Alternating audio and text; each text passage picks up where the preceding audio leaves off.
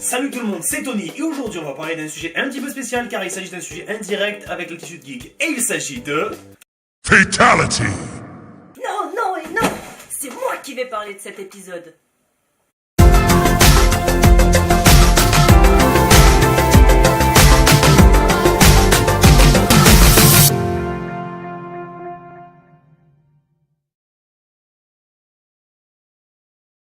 Bonjour tout le monde, moi c'est Mana et aujourd'hui je vais vous présenter les otaku. Comme moi. Donc à l'origine, le terme otaku vient de l'hiragana o qui a une connotation honorifique et le kanji taku qui signifie maison. Ah oui, en 1983, c'est un journaliste nommé Nakamori Akio qui utilise ce terme pour désigner une personne vivant de sa passion. Donc au Japon, qui est une société réputée pour son honneur, son sens du devoir, il est inconcevable qu'une personne puisse vivre essentiellement de sa passion en restant cloîtrée dans sa chambre. Est-ce que je peux parler? Non, c'est moi qui parle aujourd'hui. Pour continuer sur le côté péjoratif du terme otaku, en 1988, un tueur en série nommé Tsutomi Miyazaki, à ne pas confondre avec le réalisateur de Ghibli, a orchestré donc ces meurtres en s'inspirant de certaines scènes de manga ou d'anime qu'il avait vues. C'est depuis ce jour que le terme est vraiment devenu très péjoratif, mal vu au sein de la société japonaise. Bon, c'est pas tout ça, mais j'ai soif, moi.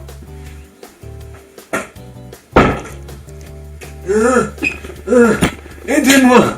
Au secours! Elle est folle! Si ça continue comme ça, elle va... Non!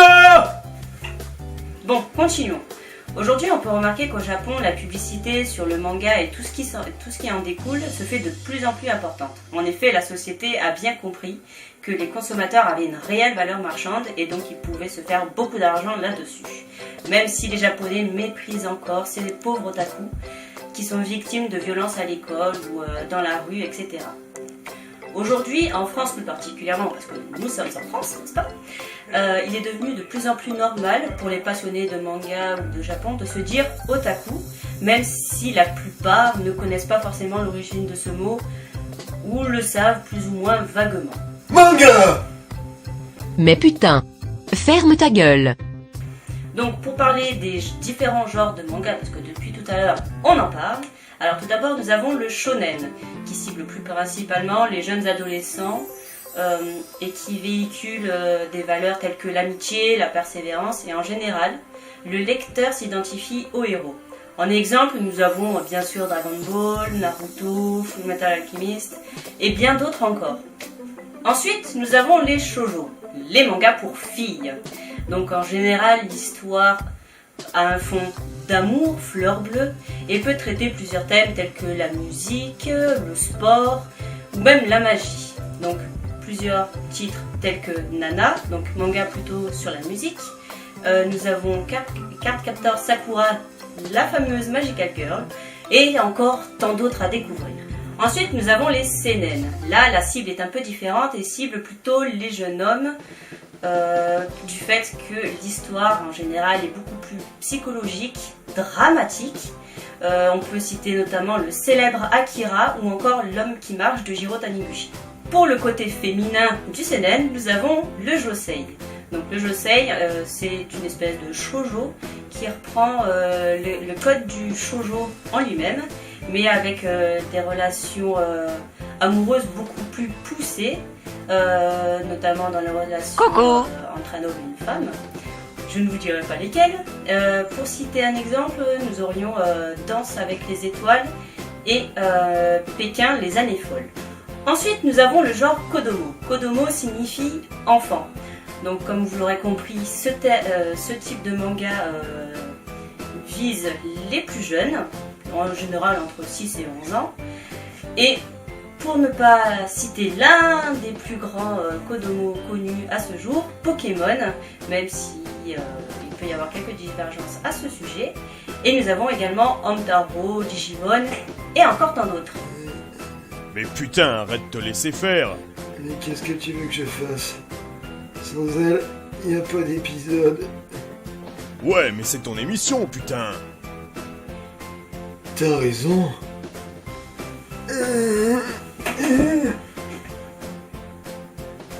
D'accord. Sale noob. Qu'est-ce que t'as dit?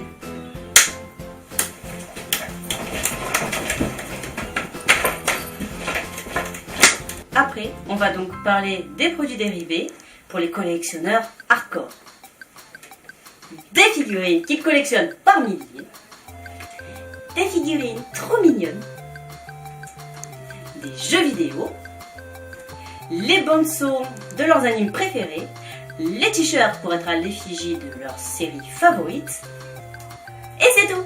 Ensuite, pour les fans les plus aguerris, les plus doués de leurs mains, il y a le cosplay. Ce terme découle de deux mots anglais, costume, player. Donc, comme vous vous en doutez, le fan va se déguiser en un personnage qu'il apprécie de sa série favorite, par exemple, ou même de jeux vidéo aussi. Et il peut se rendre à des concours cosplay organisés par des conventions sur le Japon, telles que la Japan Expo en France, comme on la connaît si bien, qui peut se situer à Paris et à Marseille. Donc cette convention annuelle permet de regrouper des exposants qui vendent les produits dérivés des mangas, etc., etc. Il y a des invités comme des auteurs, des scénaristes, même des chanteurs. Il y a également des coins culturels avec les arts martiaux, l'art de l'origami, de la calligraphie. Et voilà. Ensuite, sur la culture japonaise, nous avons la gastronomie. Donc tout ce qui est sushi, les onigiri, ces fameuses petites boulettes de riz en forme triangulaire, les nouilles, yakitori, mochi, encore plein d'autres choses. Et enfin, nous avons aussi les friandises, comme par exemple des petits biscuits aux fruits rouges, des biscuits typiques au thé matcha, thé vert pour les non-initiés, des petits bonbons acidulés à peu près n'importe quel goût, mais aussi des basiques tels que des soufflés à la vanille Pokémon. Miam miam. Trop trop bonne d'ailleurs. Oh, mais qu'est-ce qui t'est arrivé, Tony? Cherche pas. Oh, tu veux une friandise? Oui, je veux bien. Non. T'es une sale sadique. Jamais. Pour les plus gros fans, certains apprennent la langue japonaise. Alors, la langue japonaise est constituée de 3 syllabaires un peu spéciales, qui diffèrent d'une autre, comme vous l'aurez compris. D'un côté, nous avons les katakana avec les kana, les hiragana, et d'un autre côté, les kanji, c'est un symbole qui signifie un mot, voire plusieurs choses. Et pour vous donner un exemple, kore wa hon desu. Ceci est une insulte. Bon voilà, je crois que j'ai fait le tour du sujet, donc je pense qu'il n'y a plus la peine d'en rajouter d'autres. Ouais, je crois que tu as tout dit. Voilà, cet épisode est à présent terminé, j'espère qu'il vous aura plu. Je remercie Main pour être passé me faire un petit coucou. La façon de parler. Pardon. On se retrouve bientôt pour un nouvel épisode de Sur le Geek. A plus les geeks. Jane. Alors, donc du coup, voilà, je vous présente donc ma meilleure amie, donc Mana, que vous avez sûrement vu dans les commentaires plusieurs fois écrire. Donc du coup, je voulais savoir ton ressenti, si tu avais apprécié le tournage, etc. Comment...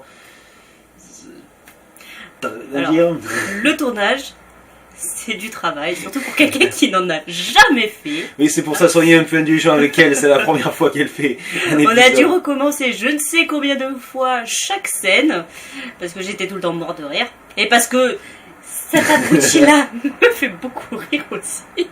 Du coup, voilà, mais c'était une expérience sympathique que je recommencerai avec plaisir si Anthony me supporte encore. Avec plaisir, bien sûr, il n'y a pas de souci, tu pourras aussi créer ta chaîne, ce serait amusant.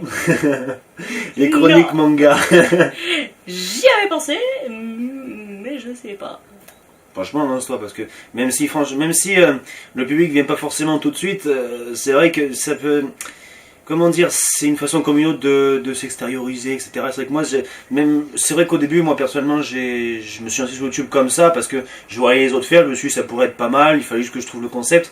Et finalement, c'est vrai que ça me plaît beaucoup de faire ça, d'en parler ou quoi que ce soit. Et donc c'est vrai que parfois ça peut être pas mal. Très franchement, Ouais, si tu veux te lancer, n'hésite pas parce que très franchement, bon, t'as pas encore l'habitude, c'est normal, mais avec le temps. Après, il faut avoir aussi la motivation. Oui, oui, voilà. L'envie, et puis. Moi, je vais pas te cacher, c'est vrai qu'au non. début, je me suis lancé sur YouTube, mais là, pendant un temps, je vais pas vous mentir non plus. C'est vrai que pendant les un mois, 2 mois que je fais des vidéos, c'est que la baisse de motivation était aussi un petit peu baissée. Donc du coup, voilà, maintenant, elle commence à remonter tranquillement. Là, il y a mon projet donc de fiction qui va commencer donc dès le prochain épisode. Donc comme je vous disais, celui-là, il débutera pas avant au moins courant mai, peut-être avril, mai, juin, peut-être au pire des cas. Mais quoi qu'il arrive, la fiction va débuter dans le prochain épisode, c'est-à-dire le 9e épisode. Voilà. Donc voilà, je pense qu'on a fait le tour. J'espère que tu t'es amusé. Oh oui, beaucoup. C'est le but. Voilà. C'est toujours un plaisir de travailler avec toi.